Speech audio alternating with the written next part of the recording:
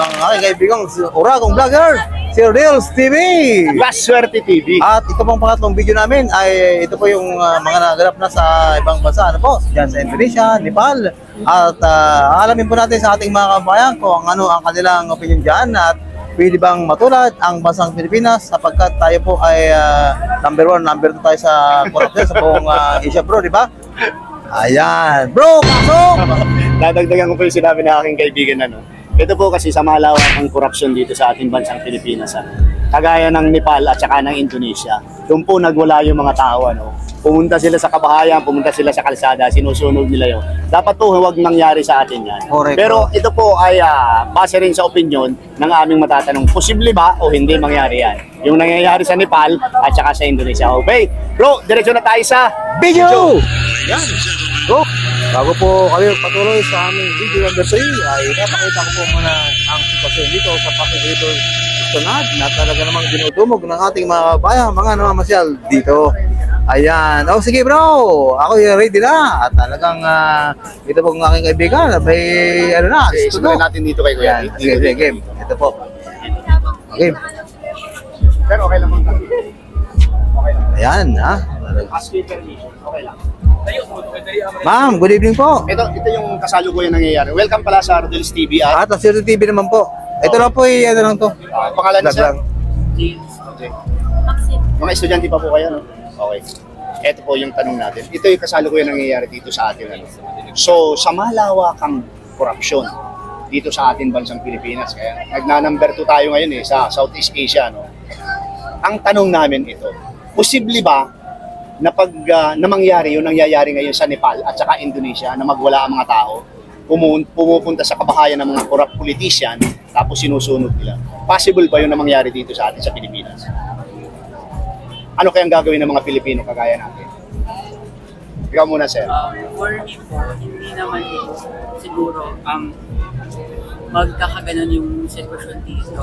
Same sa Nepal kasi parang yung mga Pilipino kasi parang ano sila, siguro ano sila, medyo tawag dito. Iba yung ugali natin kasi Catholic country tayo eh. Muslim country kasi ang ano. Opo. Tsaka ano, yun nga po, Catholic na parang though madaming nagpo-protest na ngayon, pero parang hindi naman ganun. Hindi tayo pupunta sa ganung sitwasyon kasi parang yung mga Pilipino, ano sila parang mas sila, makatao. Mas siguro mas prefer nilang mag-rally ng peaceful kaysa doon sa Yung rally bang yung sinasabi mo niyan parang kagaya ng People Power 1-2? Tapos magkaroon ng People Power 3. Parang ganun lang, yung peaceful rally. possible. Sir, thank you. Ikaw naman, ma'am. Possible ba? Same question, possible ba na mangyari sa Nepal? Yung nangyayari sa Nepal at Indonesia, mangyayari sa Pilipinas, hindi? For me, hindi po. Kasi siguro hindi naman siguro lahat tayong mga Pilipino is ganun na yung mindset natin sa kanila. Siyempre po may sari-sariling pag-iisip po tayo, ganyan. Parang kung masusolusyonan po ng gobyerno, possible na hindi po mangyayari. Okay. Kaya, pangalawang question Kaya po namin natanong yan, ma'am. Alam niyo naman po siguro na talamak na yung ating mga bilyon-bilyon, mga nasayang na ilan lang mga nagpa-party-party dyan, kontraktor at ang ating mga politician dyan, po. Kaya yun po ang aming vlog, po. Sa tingin nyo ba talagang hindi mangyayari yun na nagwawala na yung taong bayan dahil sa sobrang kurap? Abay, talagang pag-usunog pa, tinatapon pa nga rin yung mga politiko, di ba? Opo. Tinatapon sa kanal. Sa ilog, no? Ibang klase yung ugali talaga nila. Hindi talaga mangyayari sa atin yan. Siguro po pag pinagpatuloy po nila yung Corruption. na ginagawa ng Pilipinas ngayon. Parang may part po siya na possible, may part po siya na hindi. Kasi, syempre po, yung ibang Pilipino nagkakandara pa para po magtrabaho. Tapos sila nagkakandara pa sa maraming yaman nila. Yun nga sabi ng ibang mga na-interview namin, bumabaha ng bilyon-bilyon pero baha pa rin yung bayan. Kaya nga po eh. Tapos gumawa pa po sila ng subway, di po bababahain po. Ito yung pangalawa natin tanong. Ano? Dito kasi maraming binanggit dito ng mga politician, di ba ate? Kaya ano, na mga big time talaga. Unang-una dyan, banggitin ko na kasi hindi naman sa amin ang galing yan eh. Napanood lang namin yan. Unang-una dyan, si Kong Saldico. Pangalawa si Martin Dumaldes. Kasama dyan si Arjo Atayde. Ito apat lang babanggitin ko. Tapos Marvin Rillo. Tapos the rest, napakarami pa. So kayo ba, dyan base sa binanggit ng yan ng mag-asawa ng si Carly at saka si Sara Diskaya, talagang sangkot ba talaga yan mga binanggit? Yung opinion nyo lang. About sa Diskaya po. Hindi, yung mga binanggit ng tao, binulgarya ng Diskaya. Kung Saldico, Martin Dumaldes, Arjo Atayde, kasama yan sa mga nagkaroon ng 25% kickback. So imagine, habo ako, contractor ako. Nakagawa ako ng kontrata ng 1 week. Kasi hindi ako makakapagpaganda sa wala ako ng 25% na ibigay sa isang buwan. Hindi ko makukuha ang kontrata. 25% ng 1 billion is 250. Napakadami. Talagang bibili siya. Ayun, ang pinakadami. Totoo ko sa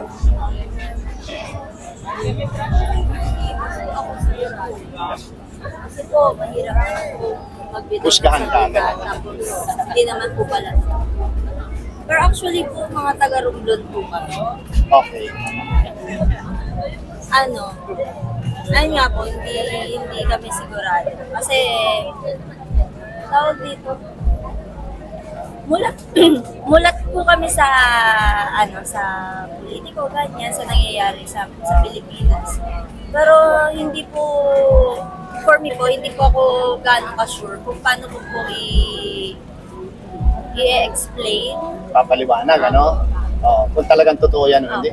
Ikaw naman, sir, ano naman sa tingin mo? Same lang po sa kanya. Hindi po ako, Ayaw mo muna mag-conclude. Opo, na Okay. guilty sila kasi based sa ibang sinasabi ng politiko, parang ginugulo lang ng mga Diskaya yung investigation para maging ituring silang whistleblower. Kumbaga, na parang hindi sila talaga yung Pinaka-involved, sabihin natin. Opo, yun po.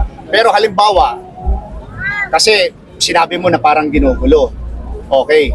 Ganito, kung may maipakita silang ebidensya at meron naman daw, ano yung opinion mo naman?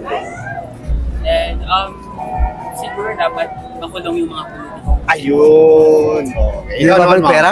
Same lang po. Hindi na babalik Hindi pera? na ibabalik ang pera? Siyempre dapat po iba. Balik din. Yung natitira, no?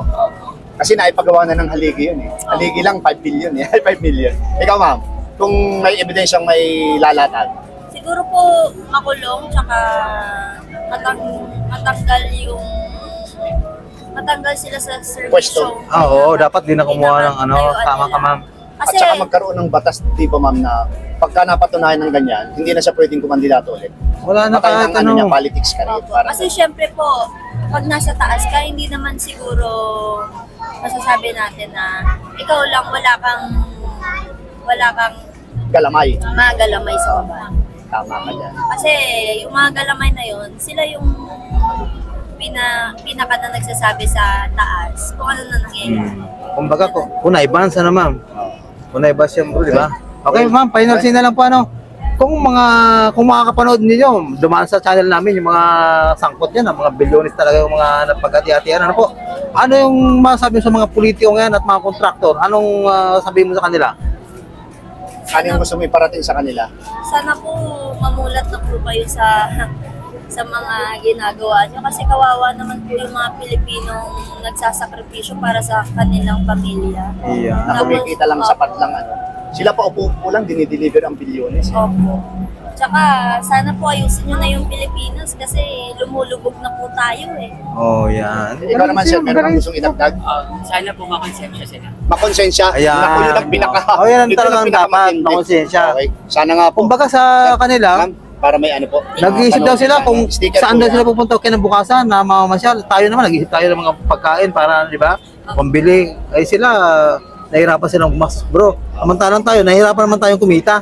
Ganun. Ma'am, appreciated ma'am ha. Ma'am, Ayan, napakatalino Sir, nito. nakarating na po ako sa Romblon. Isla po siya. Halos naikot po kami niya kasi 4 days and 4 nights and 5 days kami. Sa Robler. Marmol, capital of the Pagkaya mo, Philippines, right? Punta ka po dyan sa Rodel Paderes, i-search mo yung 4 na video na nagawa ko dyan sa room. Marmol, Thank you, di ba Ma'am ma'am? Sir, ah. Marmol capital ng Pilipinas yan. Oh, yan. At appreciated ma'am, sir, ha? Thank you. Ayan, Kaya hindi tayo makagasa sa hours. hindi tayo makagasa sa Indonesia sa Nepal, ano? Final say, ayan. Thank you po. Ayan. Thank you, ma'am. Ito naman tayo. At ayan, ang kanilang mga opinion. Po, mamay-interview. Ito, kumakain pa eh. Ma'am, ito lang po ay... Simple lang po ito. Welcome po pala sa Rodel's TV. At sa TV, yung mga nangyayari kasi sa Nepal sa Indonesia, kaya kumukuha lang kami ng Idea bilang ng vlogger, content lang namin to, content creator kasi kami, di ba po? Yung mga nangyayari, sinusunog na yung ano, dahil sa korap, di ba? Mga bahay ng politiko. Nag-aaway-aaway sila. Yung sa Nepal naman, hinulog pa yung ano sa ilog. Okay na po, punta na kami sa Ayan. question namin. Ayan. Okay, ito po kasi yun, ano. Yung po kasing corruption dito sa atin, lalong-lalo na yung flood control ghost project, talamak na po, ano, talagang kahit anong bukas mo ng TV, sa lahat ng social media, yan po yung laman. Yes, Ito bro. po yung pinaka-question namin. Dahil sa corruption, ang Nepal po at ang Indonesia ay nagwala na. Nagula ng mga taong bayan, no? Iba yung style nila doon ng pagkante sa mga corrupt na politician. Tinatapon nila sa ilog, sinusunog yung mga bahay. Tanong po, posible po bang mangyari yan dito sa atin sa Pilipinas? Yung nangyayari sa Nepal at Indonesia? Ikaw muna, ate. Kung sakaling posible nga, sana huwag na mangyari. Iwasan kasi yung ating ano dito, pamamahala ng ating gobyerno dito. Iba naman kaysa doon. Kung may corrupt sila doon at may corrupt dito sa atin, kung kaya pang kontrolin, huwag nang umabot sa ganung paraan. Kasi Pilipino tayo eh. Dapat manaig sa atin yung puso natin Nakapuso. sa pagmamahal sa ating kapwa. Yes. Yun po. Okay bro, pangalawang question. Si ate pa mo. Ay, si ate pa, ikaw ate, ano may dadagdag mo sa sinabi niya? Ano? Posible ba na mangyari ang nangyayari sa Nepal at Indonesia dito sa atin sa Pilipinas? Ano masasabi mo dyan, ma'am? Na nagwawala yung mga tao, pupunta sa kalye, sinusunod ang mga bahay, tinatapon ng mga corrupt politicians sa ilog. Posible bang mangyari dito yan? Ano yung opinion mo lang? Tingin ko po kasi, hindi po yung mangyayari dito. Kasi una po sa lahat, tayo po mga Pilipino ay may sapat na talino upang mas tutukan kung ano yung dapat natin gawin. Tulad natin, marami po tayong mga kababayan na business, mga negosyante. Opo. Ang mga negosyante po, nakikibalita po sa nangyayari sa lahat sa paligid, sa loob at sa labas. Ngunit, inaalam lang po nila yun, pero hindi po sila na masyadong na-worry. Kasi Okay. po, ang mga Pilipino po ay may sapat na talino at pag-iisip at respeto. Yung po kasi, nalalaman lang po nila yung mga sa loobin ng iba na sana ay huwag mangyari. Yes. Ibig kong sabihin, ang mga Pilipino po kasi, more on, nakikibalita lang po talaga tayo. Pero hindi po tayo nangangamba dahil ang ating pong gobyerno, kung napapansin niyo po, pabago-bago, pero hindi po naiwasan na may corruption. Pero ang tininan po natin yung mas nakikita. Tulad po niyan, meron tayong nakikita mga magandang project kasi po, nag-improve po kasi yung ating government. Meron po masama, pero mag-focus po tayo sa mas magandang po nila. Ayun! Ang Magaling dapat, tutukan. Pero ito po, nabanggit niyo po yung kakaiba yung Pilipino, Sabihin po natin talagang kakaibang Pilipino. So, nung tayo nagkaroon ng rally, very peaceful, yung People Power 1, People Power 2, posible po kaya magkaroon ng PP3, People Power 3, pag talagang hindi natigil ang korupsyon at hindi masolve ng gobyerno. Posible. Para po sa akin, marami po ngayon nagrarally, pero more on kabataan. Okay. Which is po, tama naman kasi yun kasi human rights po yun, karapatan po natin sabihin at hayag yung mga saloobin natin, ang mga sa nating iparating sa gobyerno. Pero lagi po natin tatandaan na kung ano po ang ginagawa ng gobyerno ay para po sa atin. Correct. Meron po kasing gobyerno na hindi po kasi lahat. Konti lang doon. Basta wag po tayo magpo-focus sa negative side, sa positive side po tayo. Kasi kung may negative po, may positive. Kung may kontrabida, may bida. Pero sino po ba nagawag? Di ba tayo din po mga Pilipino?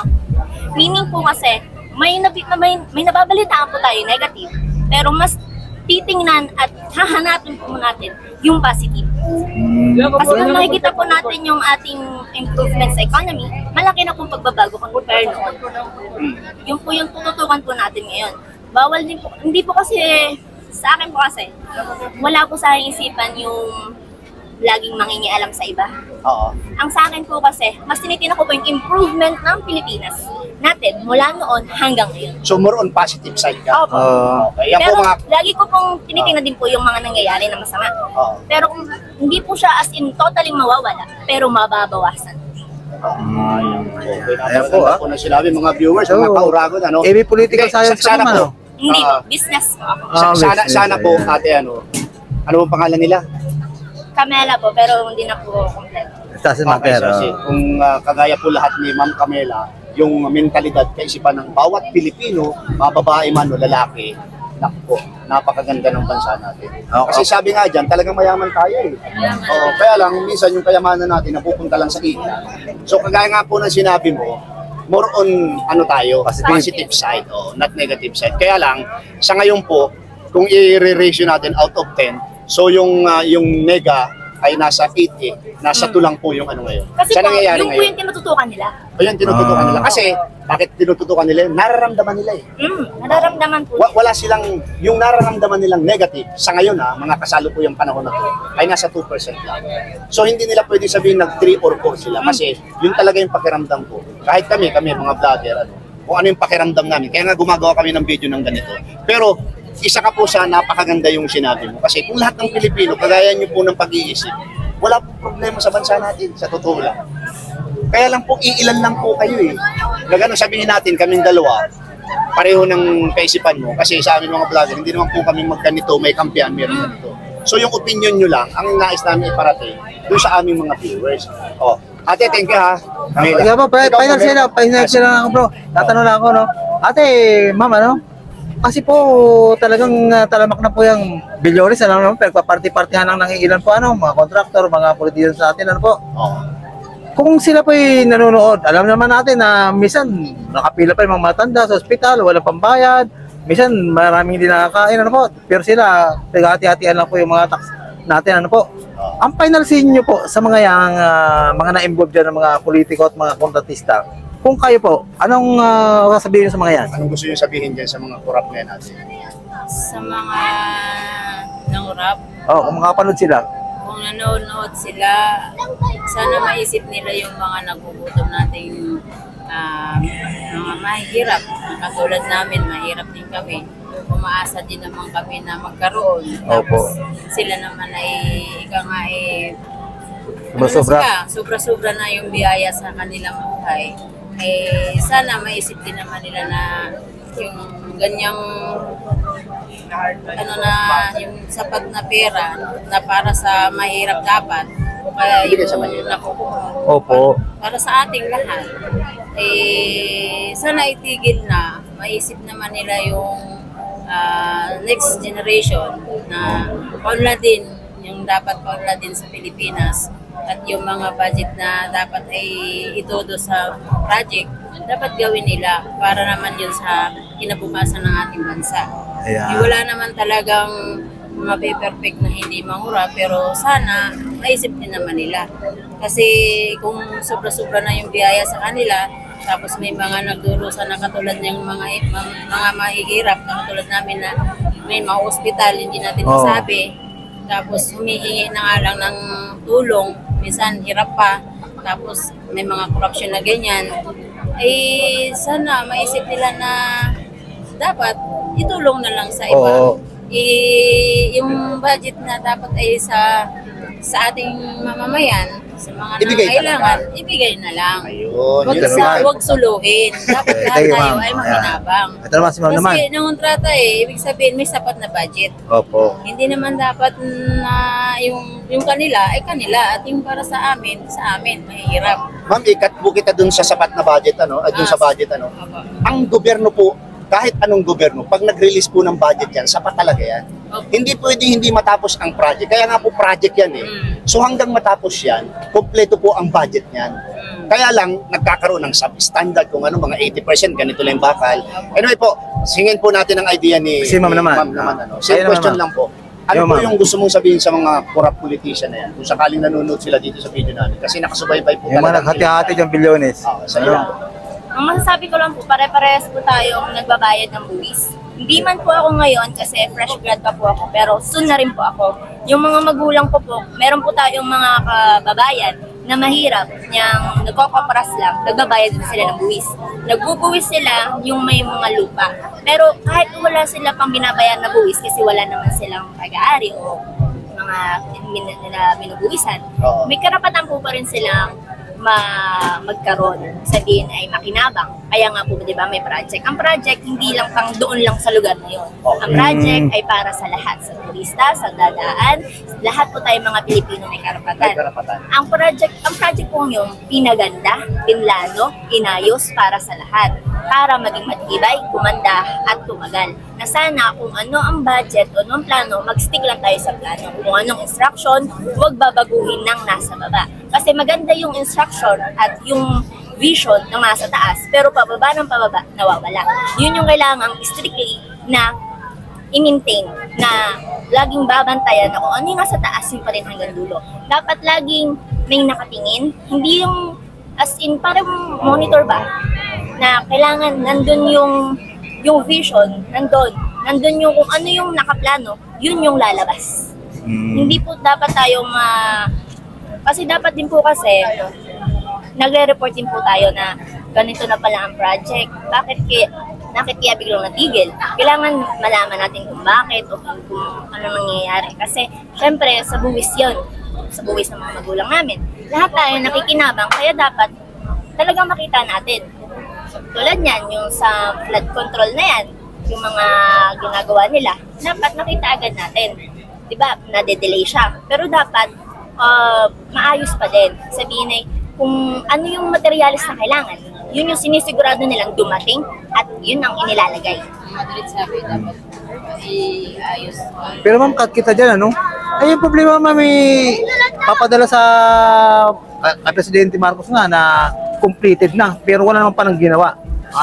Bakit ganun? Karamihan po kasi nagkakaroon ng report, project, flood control project, Completed. in Bulacan, 90% or 99, 100% completed.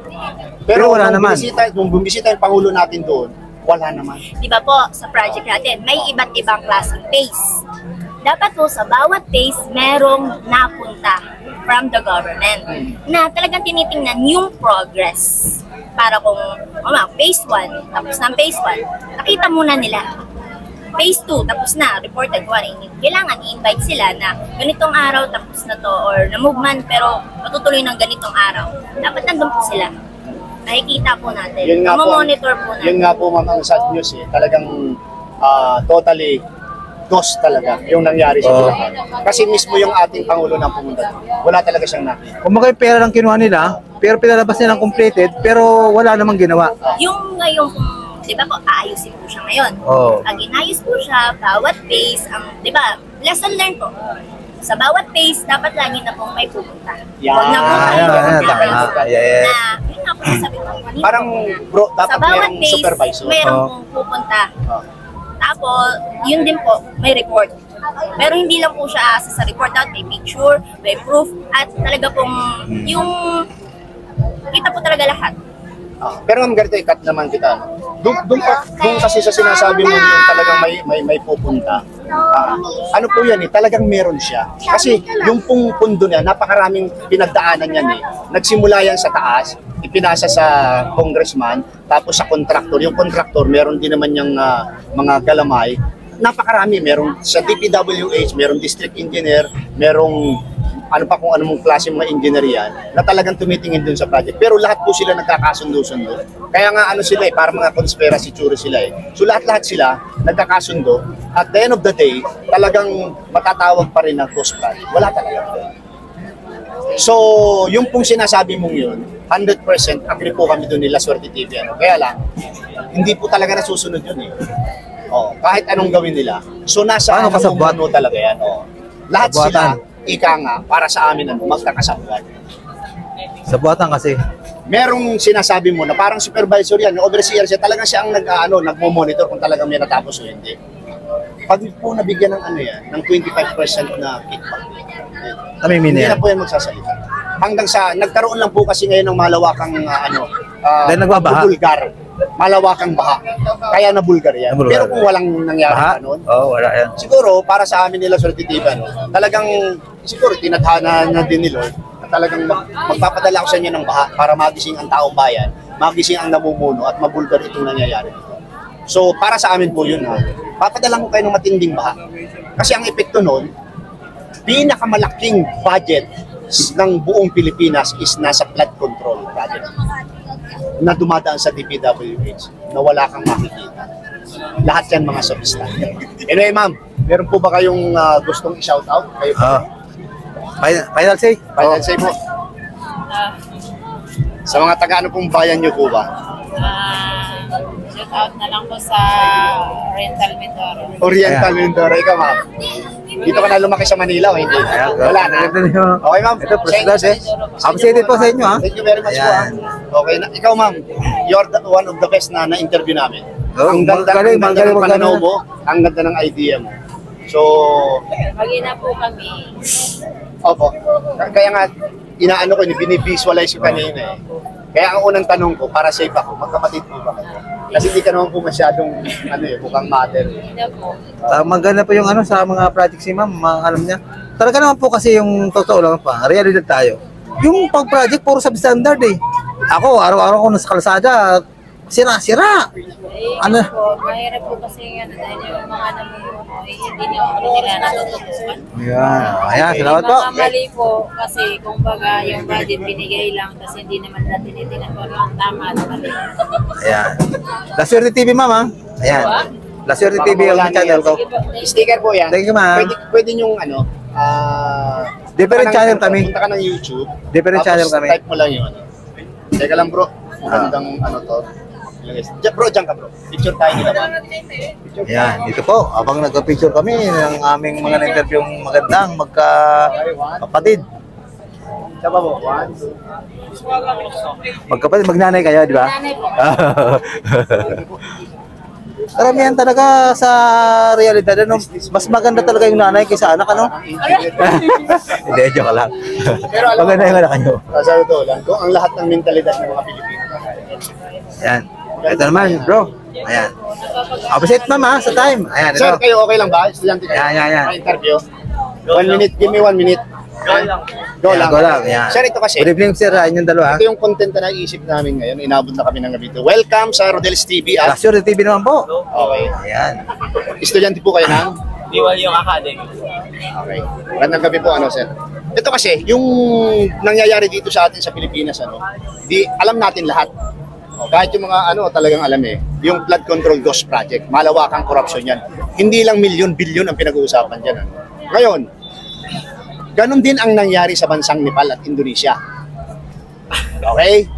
Posible ba na yung nangyayari ngayon sa Nepal at Indonesia mangyari sa Pilipinas? Para po sa akin po, Dahil dahil po sa nangyayari nga po na corruption sa atin, lalo na po sa mga higher ups po, sa mga senates po natin. Dahil po sa corruption na yun, yung ginagawa po natin, nangyayari po din sa Pilipinas is, mas lalo pong bumababa po yung mga kinikita po ng mga tao, and para pong habang tumatagal, mas lalo po silang humihirap. And yung mga may kaya naman po at yung mga mayayaman is mas lalo po silang kumaangat dito sa Pilipinas po. ayun, tama na naman itong Mga estudyante talaga, presang utak kasi yan eh. mga estudyante talaga, ang gandang interview yun Talagang sariwa Ma'am. yung mentalidad. Ma'am, Ma'am, ikaw po ba? Okay lang po Sorry, bang ikaw. interview kayo? Since O- Ayan. Magiging teacher Sa, ka po. pakita mo yung beauty mo, yan. Good evening, ma'am ha. Pwede sa istorbo. Okay, ma'am. Same question pa rin. po. Kasi very important itong aming content. Ano po yun? Pasok, bro. Okay, same question po sa kanya. Ano po ulit? Talamak po ang corruption dito Sure. sa atin. Lalong-lalo na pagdating sa flood control ghost project. Okay? Hindi lang milyon ang talagang dyan, ang involved dyan. Billions. At yan, napupunta lang yan sa iilang politician at contractor. Ngayon, dahil din sa korupsyon, ang bansang Nepal at Indonesia, nagwala ang taong bayan. So iba yung ginagawa nila doon. Sunog pa, oh. Sinusunog ang lahat ng mga bahay ng mga corrupt politician, yung iba, Hinuhulog sa ilog. inuhulog sa ilog at pinagbababato. Posible ba na mangyari sa Pilipinas yan? Kung hindi po mabib, for me lang po, as as a student and future educator, for me po, possible na mangyari po yan kung wala pong magagawang aksyon, lalo na sa hearing natin, ang dami nating hearing na nagaganap ngayon. Kung hindi po mapapanagot yung mga may sala talaga, possible po You're na next. mangyari yun. Kasi po, the fact na yung mga student po ngayon ay, sabi nga nila, ang kabataan ang pag-asa ng bayan. Oh. And ngayon, yung mga kabataan ay namulat sa realidad kung saan na nakikita nila, tawag dito, kitang-kita naman na in public na yung ginagawa nilang pangungurap sa kababayan natin. And kung iisipin po natin, yung mga mahihirap po na na nagbabayad ng tax na kahit na wala na silang makain araw-araw para lang mabayaran yung tax na yan, napupunta lang pala sa kanila. Binubulsa lang pala. Oo, yan. Possible na, katulad sa Nepal na sinasabi nyo nga po, possible po na magwala ang mga tao. Okay. Bro, may follow-up question ba? Okay, sa mga na-involve po dyan, mga politiko at mga politician, mga contractor, ano po, kung sakaling mapadaan dito sa interview namin sa inyo, ano pong masasabi mo sa kanila? Para maptawan nila? Ang masasabi ko lang po, kahit na, kahit na kitang-kita naman na yung ginagawa nilang pangungurap, gawin lang nila yung, gawin lang nila yung project na nakalaan talaga sa fund na yun. And matatapos na yung gulo, basta may managot lang sa ginawa nilang pangungurap. Ay, yun ang sasabihin mo sa kanila. Ikaw, ano sasabihin mo sa kanila? Sir, meron kang gusto ilagdag sa sinabi ni ma'am? Ang masasabi ko lang po is, sana po, yung pangungurap po nila, lalo na po sa mga tax na nakukuha nila sa mga taong bayan is, sana po, iwasan at hindi po iwasan, pigilan na po nila yung pangungurap na ginagawa nila and yung pagbubulsa po nila sa mga funds nga po na sinasabi ng ate ko po. Yung sinasabi ng ate ko na binubulsa yung funds na nanggagaling sa mga tax na binabayad ng mga tao po. Sana po iwasan din po nila yung pangunguha at pagbubulsa po. And also po, sana po is yung project po, lalo na po yung flood control project po, sana po is gawin na po nila and matitigilan na po talaga yung mga taong bayan sa ginagawa nila. And yung mga gusto lang po naman kasing sabihin ng mga taong bayan is sana po tigilan na po yung pangungurap sa Pilipinas. Ay, kung ikaw na-involve, kunyari ikaw politician, na-involve ka nga, may bilyones ka na rin, anong gagawin mo? Kung ikaw, contractor ka, na-involve ka na eh. Siyempre, daming pera, masarap may pera eh. Ano? Opo, since involved, kumiyari po ako po yung contractor and since involved po ako, para po sa akin, yung mga nakuha ko po pera, like yung bilyones na nga po ako, gagamitin ko po siya para po sa project na makakapagpaunlad po sa Pilipinas. Yun, kakaiba siyang contractor, bro. Yan. Okay, salamat. Okay, thank you. Si ma'am naman. Ma'am, Last question, ma'am. okay po ba? Ito po. Ayaw, bro. Sige, Ayaw, bro. ikaw muna. Ma'am, ito last, final na question, last na po ito eh. Kung ikaw po sakaling na-involve na dyan, nagkaroon ka ng kamal-kamal na bilyones, ano po? Tapos ngayon, nagkakaroon ng ganyan, nabuking ka. Ano pong gagawin mo? Kung kasali po ba ako sa nangurap? kunyari, sa sitwasyon doon. Tapos na-booking ka na ikaw ay isa sa mga gumagawa ng ghost project. Bilyones, Oo. Siguro kung ganon, since nga nagwawala na yung taong bayan, pwede naman natin na mabigyan ng solusyon yan kung gagawin natin yung project na ginawa. Kunwari, kinurap ko, di ba? Binulsa ko. Oo. Tapos nalaman ng taong bayan, hindi naman lahat yon pag nagastos ko agad, di ba? Nakatabi pa yung iba. Pwede naman natin unti-untiin para lang matahimik yung taong bayan, para makita nila yung progress na nangyari dun sa tax na nakukuha natin.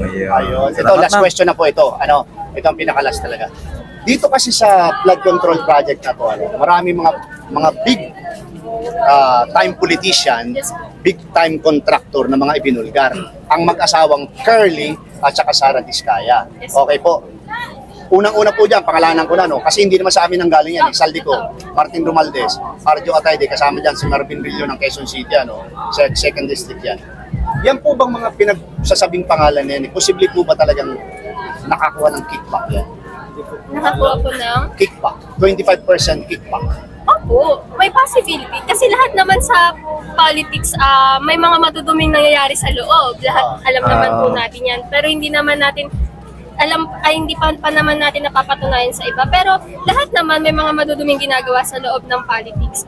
Pero hindi naman po sila makakuha ng percentage na yan kung walang mas higher sa kanila na nagpabulsa ng Correct. pera. Ayun. Sir, meron ka bang gusto isang Ay, mga estudyante ang gusto namin talaga namin. Wala sa kanila. Okay, well sa inyo. Ano?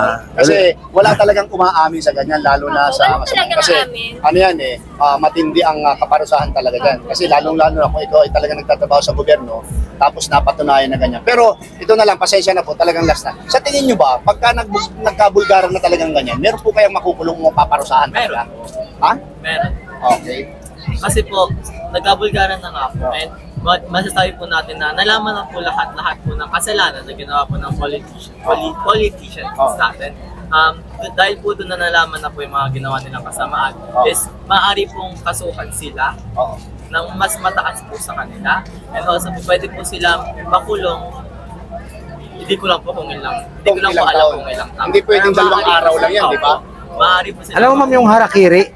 Alam niyo yun? Sa Alam niyo Japan? yung harakiri sa Japan? Pagka nabulgar ang isang politician kasi doon, nang hindi maganda, Kinikitil. nagkaganon sila sa sarili Kinikitil nila ang buhay. So hindi tayo mga Pilipino hindi naman ganun. Hindi na po. Ay, ikaw naman ma'am. Tingin mo, Ikaw, magkaharakiri sinabi ko last na, dyan? May makukulong kaya? May mapaparusahan? Wala? Wala. Kasi Sige daw. ako hindi sa counter-attack to Oo. Sa hearing na nagaganap, may kaso mabubuo talaga yan, may kaso talaga yan. At lalabas dyan kung sino yung mga kakasuhan dapat. Oo. Pero as nangurap nga, as politician na nangurap, marami na sa'yo lahat yung pera. Oo. Magpapakulong ka ba? Kung ako yun, hindi ako magpapakulong. Ano Yes. gagawin ko? Tatakbo ako sa ibang bansa. Bakit? Sa ibang bansa, hindi nila ako Hindi, magsakit-sakitan May ka. kaso lang ako dito sa Pilipinas, pero hindi nila ako makukulong sa ibang bansa. Oo, correct. Kasi meron nang gumawa niya ibang politician eh. May ganun talaga. Well, sa inyong dalawa po ha. Updated ma'am ha? Sa Oo. yung time. Kaya kami, tuwan-tuwa kami kapag Estudyante. estudyante ang nai-interview namin. Oo. Ganun ang utak. Kasi ang dami yung idea, ang dami yung na-share, which is pag napanood ito ng aming mga viewers, talagang happy sila. Oo. Ilang taon ka naman? Ba't parang napaka-matured mo? Yung mga comment nila talaga nandiyan Ako dyan. po, Oo. Future teacher ka ma'am, ano? ako po. Oo, kaya Ikaw, yung sir. talino ma'am. Sa magsaya. Doctor po. Of medicine. Apo. Oo. We pray for your success. Ay, mga matalino. Ma'am, ikaw din, ma'am. Ano, ma'am? Ay, ikaw po ay estudyante ngayon, tapos magtitake ka ng board. Ako po. Elementary po ba, ano? High school? Secondary. Secondary. Wow, ma'am. Iwas magpaligo sa estudyante, ha? Good luck ma'am ha. Bawal yun. Kaso yan. Magkapatid po kayo. Opo. Eh nga, enjoy po ang mamasyal niyo ma'am. Kahit umulan na. Thank you very much po. Updated ma'am ha. Ayan yan. Nagkakaroon pa kayo ng sticker na. Ayan, umuulan na po dito. Ayan, may magpayo na po ang aming interview mo. Dalawang estudyante. Ayan, ayan na. Mukhang mag-evacuate na mga nila nating kabayan dito. Ito po. Pasamantala po kaming mag-signing off sapagkat umuulan na po rito sa Pasig River Esplanade. Pagamat itong mga nakikita nyo sa camera, abay, nagbabalikwasan na para maghahanap po ng malisilungan. Ayan, ito po, signing off po na kami, Reels TV. Appreciated po sa inyo lahat sa panonood. Ayan, inabot na po kami ng ulan dito at meron na po, pakinggan nyo naman po ang aming mga interview at hiningan po natin ang opinion ng ating mga kabayan dito, lalo-lalo na yung mga estudyante, kung matutulad ba talaga tayo dyan sa mga nangyayari sa ibang bansa. Sapagkat hindi na po normal yan, sa mga korap kasi, talagang ganun po ang mangyayari kung sakaling hindi kayo magbago. Kaya po kayo, ay ba mag-isip-isip na po tayo, iwasan po natin yan. At bro, pasok! Ayaw po naming matulad. Ayaw po naming mangyari yun nangyayari sa Nepal at Indonesia na nagwala ang mga taong bayan dahil sa malawakang korupsyon. Imagine po, dapat po hindi mangyari dito sa atin. Kaya kayong mga politician ng mga corrupt, baguhin nyo na po yung ugali nyo. At sinasabi din namin bilang isang dalawang content creator, huwag po kayo magagalit sa amin dahil yung pinaparating lang namin sa aming mga viewers at sa inyo kung sakaling mapapanood nyo ito, yung pong opinion at idea ng aming lahat ng nai-interview. Okay po? Maganda rin po Huwag to. po kayo magagalit dahil patas po kami. Anyway, yan po ay tungkol dito sa malawakang korupsyon sa flood control ghost project. Yan talaga Okay, po. pangalawa, maraming salamat po sa suporta sa aming munting channel. God bless you more. Thank you. Salamat. At ang mga kasama niyo po, ang iba, ibigay niyo sa amin. Paano magbago ng buhay natin?